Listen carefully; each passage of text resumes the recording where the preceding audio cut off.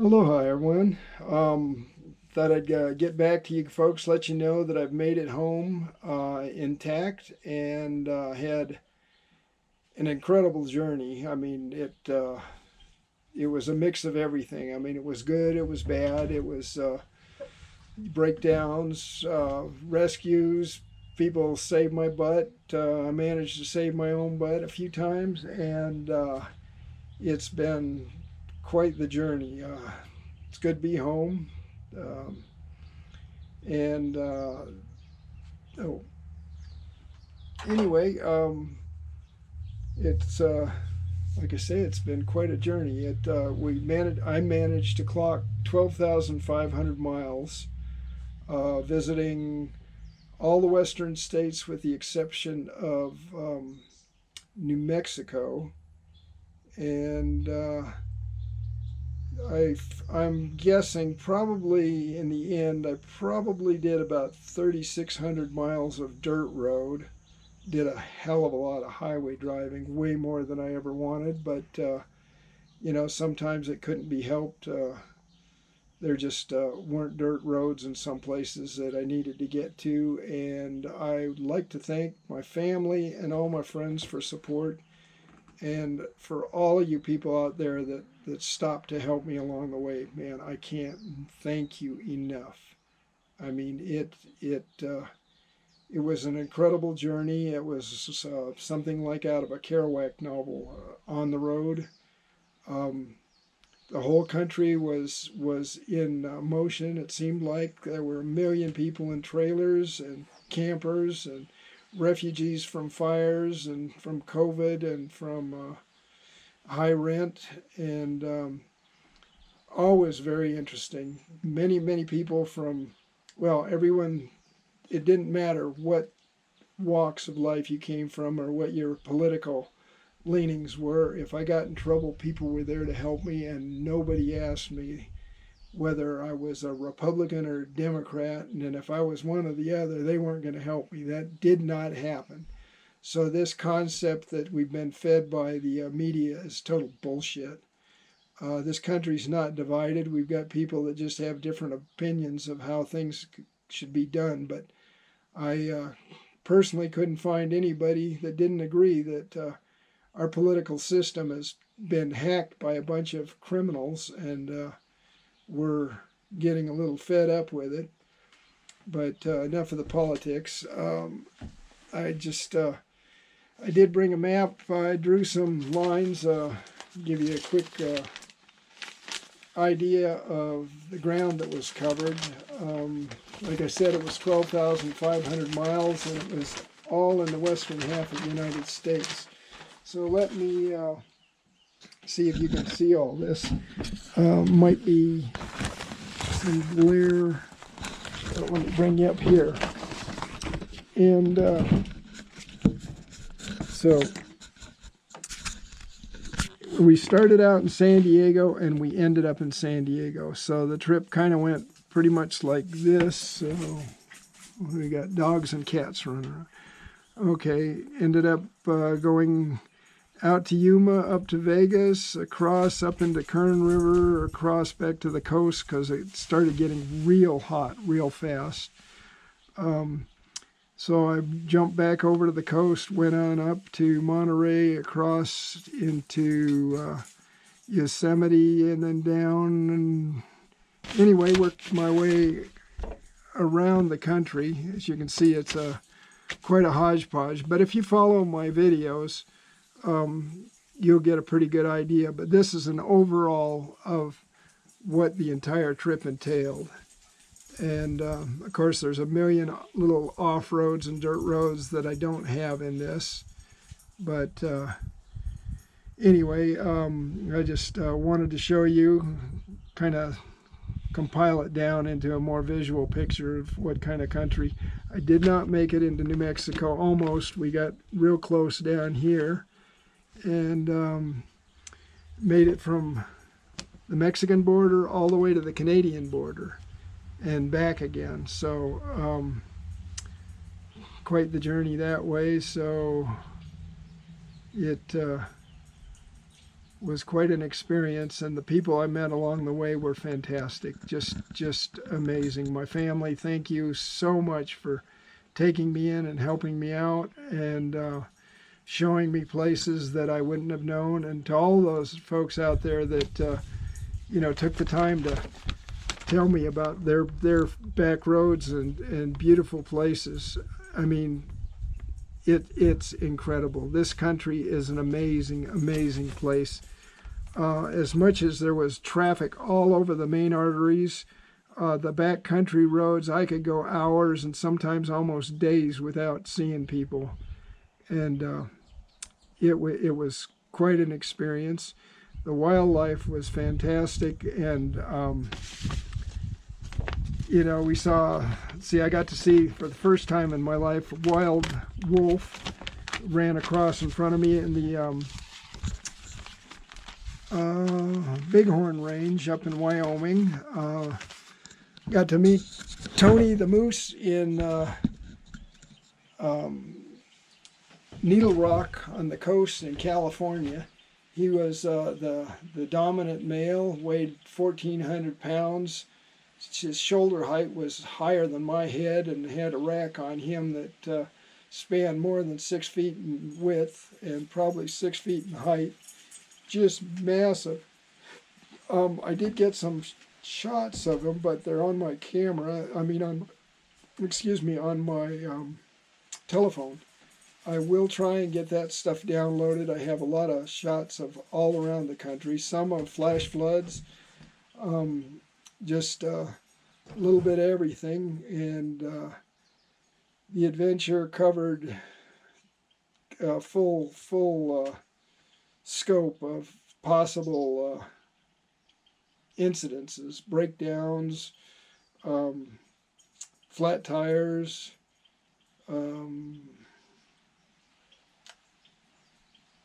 just a crash.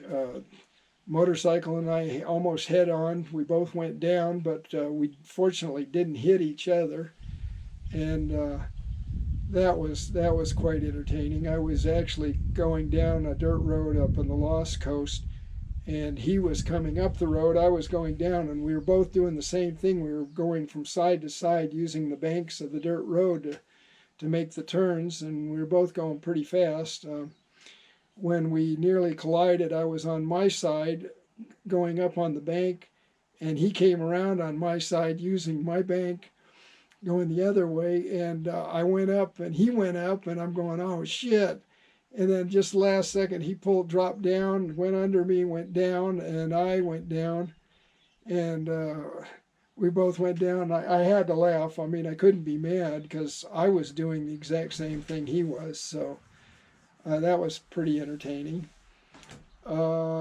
Spent some time holed up waiting for parts, and all in all, spent a lot of time running from fires. That was probably the most disappointing part of the trip, is that I spent so much time running from fires that it really did limit the amount of ground that I could cover, because there were places I just couldn't go, that the fires were so massive and big, and the smoke was so bad that it wasn't even worth trying to tackle. And the dangers of running into a fire became so great that I had to abandon some of the back country, especially Idaho. Idaho was hit hard with lightning storms all at the time I was there, and it was very disappointing because I'd gone up to the Canadian border and was going to head south all the way down to southern Idaho and into Nevada, and had to turn around and didn't turn around, but I had to just head over into Oregon to get away from the smoke and out of it. That part of it was very depressing, to see how stressed the whole western half of the United States was from fires. And, you can blame people for it, the Forest Service for not managing things, but the reality is the climate's getting hotter and hotter, and we're in severe, severe drought. And if you want to blame anybody, blame all of us, because we've been pumping out uh, exhaust fumes and hydrocarbons and paint sprays and all kinds of crap. So if you want to point the finger at anybody, look in the mirror, because we're all responsible for this mess. And you can pretend you're not, but you know, it's pretty hard to dispute the science. I mean, you can if you want to, that's your prerogative, but it's not taking any responsibility. And if you don't take responsibility, you can't change anything. So, on that perspective, I apologize for the preaching, but that's pretty much the way I see it. It's all of our responsibility. But yeah, in large, I may not have agreed with everybody I met on the road, but everybody was very wonderful. We're all happy to see each other, and people from all walks of life were there to help me. I mean, I had people packing pistols on their sides that would stop and help me. Um, it was very interesting. I had to drop a lot of preconceived notions about people. I met a lot of police on the road, retired and otherwise, and man, they were always more than willing to help me. Granted, I'm a white male, and I'm not perceived as a threat to them, but these did not strike me to be people that had an axe to grind against some. I don't think anybody was.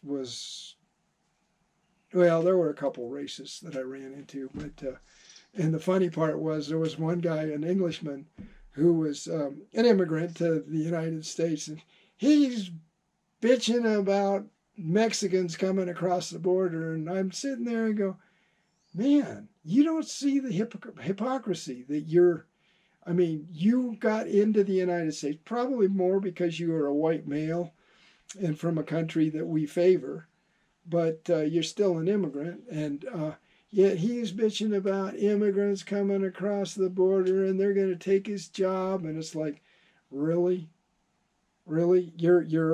you're a professional boxer, and you're worried about what the Mexican going to beat you?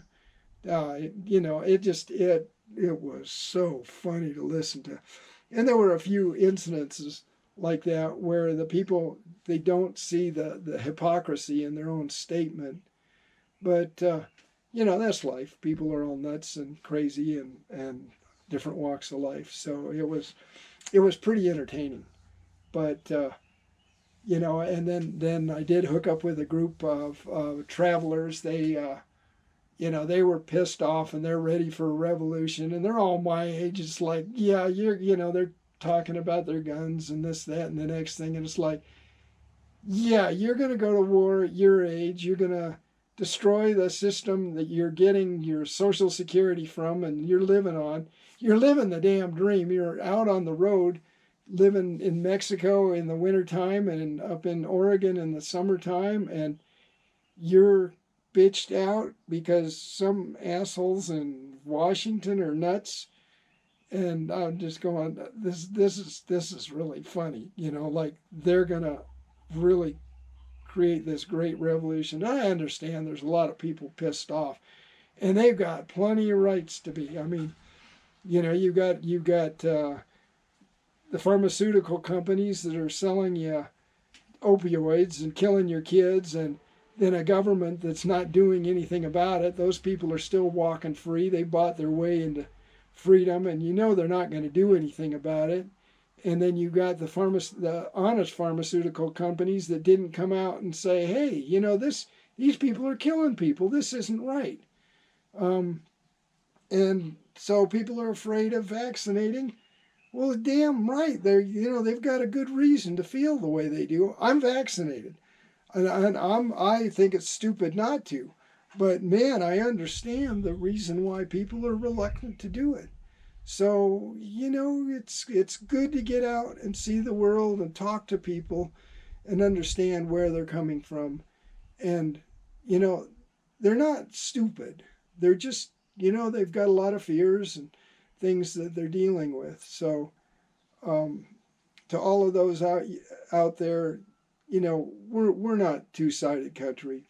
Most people, we've got a lot of fear, especially with COVID running rampant, and the people that are refusing to take it's I believe me, I understand why you're doing it. It's very dangerous. It's dangerous for all of us, but I get it, and I'm sorry that we've had such bad players that you have to feel so threatened by it, but I get it.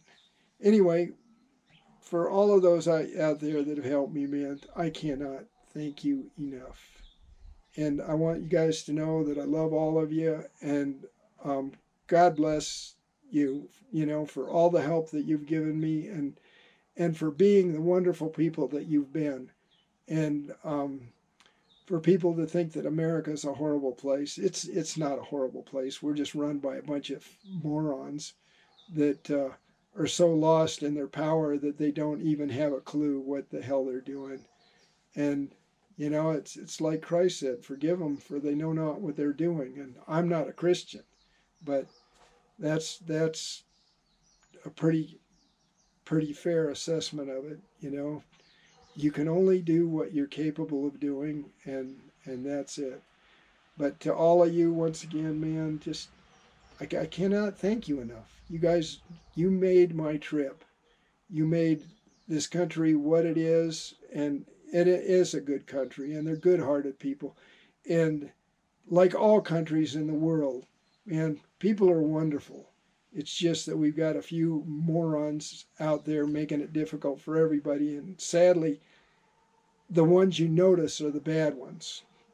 That's a bad way to run things.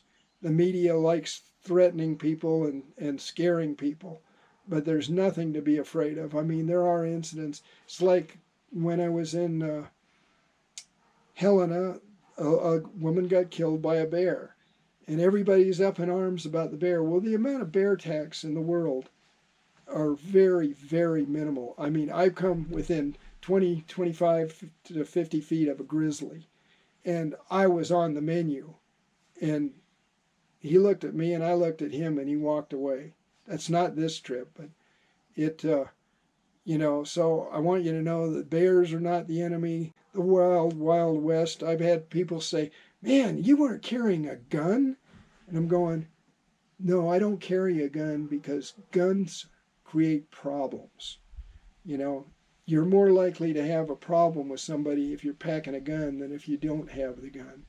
So I won't carry a gun. And as far as wildlife goes, they're not a threat, man. They're so afraid of us. It's unbelievable. I mean, probably the scariest night I had was I was in my tent one night, and I was camped right next to a bunch of blackberry bushes. And in the middle of the night, I hear this,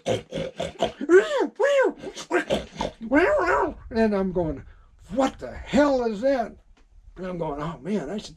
And finally, I realized it's a pig and her piglets, and I guess the piglets got too close to my tent, and the mother was chasing them back. But holy smokes, man, I was, it shook me up. I got up and shined my light in the bushes. I'm trying to see where they were, but finally they went off, and then the next morning the neighbors were camped close by and go, "Man, what was going on last night?" And I told them, at least that's my assessment, but I'm still alive. That's the bottom line.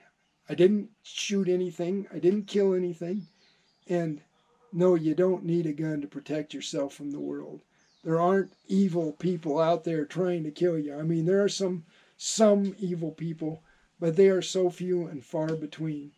And if you're going to live your life in fear and not do anything in fear, then you're already one of the walking dead. So to all of those out there, I say, go out and live your life, man. There's good people. Those people will help you any way they can.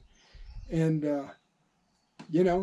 shit does happen, but very, very rarely. So on that note, you're probably tired of listening to me, and I'll probably edit out half of this stuff. But once again, I love all of you guys. Thanks to Steve for putting me up in LA. Thanks to my brother and my uncles and my cousins for all the help you've given me and helped me along the way. And to each and every one of you that gets out there and lives your life, man. Enjoy, man. It's a beautiful country, and I wanted to show you guys what this country looks like off the main highways. It's incredible. Go out and live and enjoy. Aloha.